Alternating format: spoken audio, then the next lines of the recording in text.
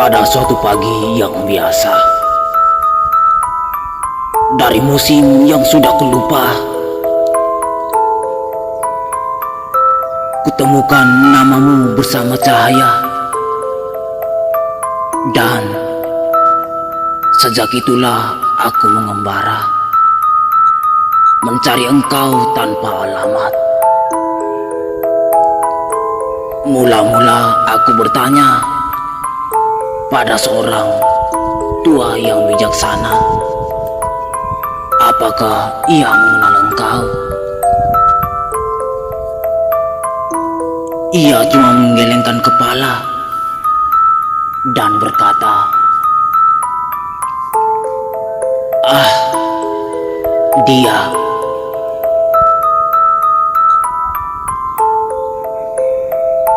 Lebih tua dari gurun, lebih muda dari embun.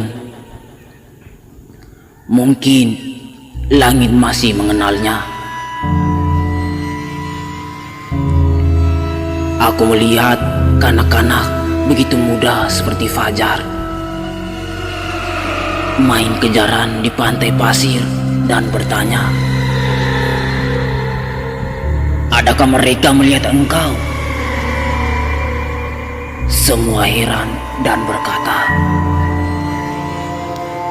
"Ia belum tiba di sini.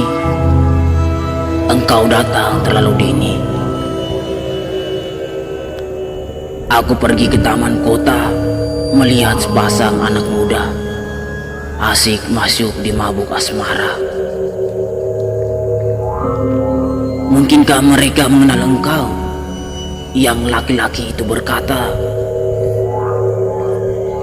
"Ia hidup dalam dongeng dari beribu tahun lalu. Sisa namanya masih tercatat dalam sebuah fragmen tua." Yang perempuan lalu menambah, "Sungguh pun hidup begitu indah. Riwayat kita teramat singkat. Pengembara, mengapa mencari yang sia-sia?" Aku mencatat sementara, lebih tua dari gurun, lebih muda dari embun. Engkau hidup dalam dongeng dari beribu tahun lalu. Apakah namamu sia-sia? Dan aku datang terlalu dini. Bertahun-tahun kemudian aku mencari seorang filsuf yang berjalan siang hari dengan lampu menyala di tangan, karena bertarung mencari yang benar. Mungkinkah dia mengenal engkau?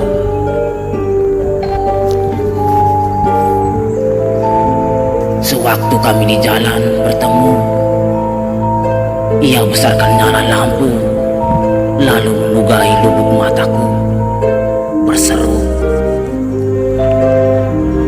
"Pengembara, kita sama berjalan jauh menuju langit yang tak terjangkau." Tentang dia, aku hanya bisa bertanya. Filsuf tak pernah punya jawaban. Mungkin sang nabi lebih tahu. Aku pergi kepada sang nabi dan berkata dengan taksim, "Salam padamu pewarta firman. Aku yakin, wahai nabi, engkau tahu yang kucari. Ceritakan padaku tentang dia." Ia menjawab, "Aku bukan seorang nabi. Pewarta sabda hanyalah suara yang berserung di padang gurun. Siapkanlah jalan Tuhan, luruskanlah lorong-lorongnya. Aku belum melihat wajahnya dan para nabi sepanjang zaman tidak pernah melihat dia. Dialah cahaya, maha cahaya yang memijari matahari dan menyinari lubuk hati. Ia menuntun orang buta, membimbing langkah pengembara. Sedang mata kita yang fana tak bisa menangkap maha cahaya.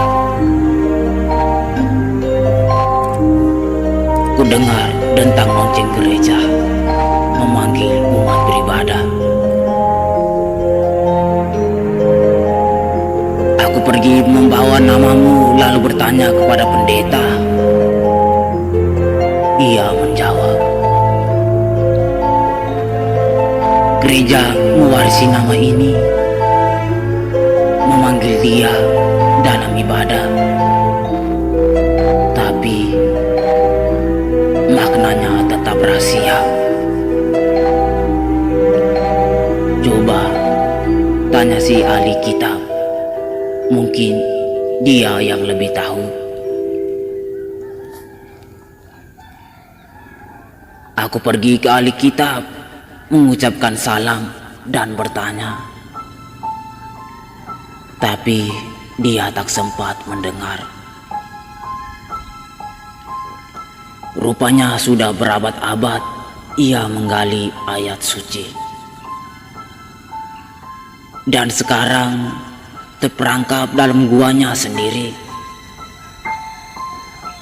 Ketika akhirnya kami bertemu, kata-katanya begitu pelik sampai aku tak dapat mengerti. Mengapa mesti sekian sulit membuat namamu rumpil rumit? Adakah relung luka di gua menyesatkan dia dari firmanmu?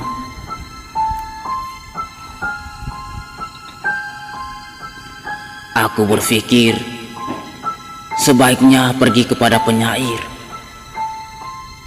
Dia menyambutku dalam diam, menggenggam sajak yang tak selesai.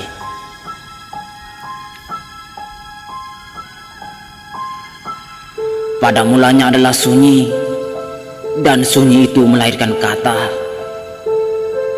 dan kata menciptakan alam semesta,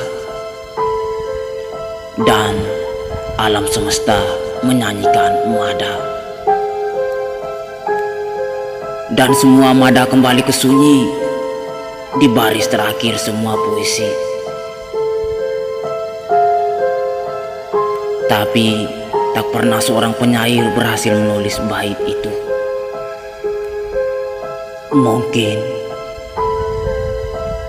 pertapa lebih mengenal rahasia sunyi. Aku pergi ke padang gurun lalu menemui sang pertapa.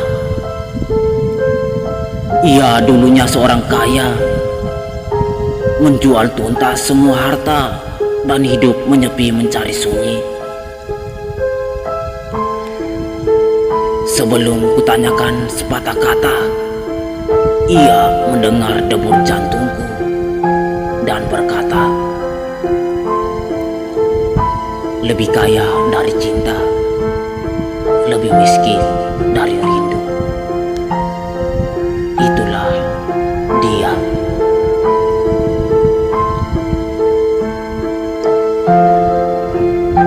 Makanya harta yang habis terjual tidak cukup membayar jalan untuk sampai ke hadiratnya. Mungkin sekali fakir miskin lebih mengenal wajah itu.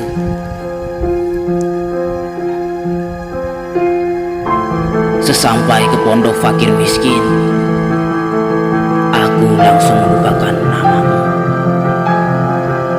Yang kulihat, yang kuingat, hanyalah wajah kanak-kanak dengan iguan dalam demam, menjerit pedih minta nasi, sedang ibunya menjual diri untuk membeli sepotong roti.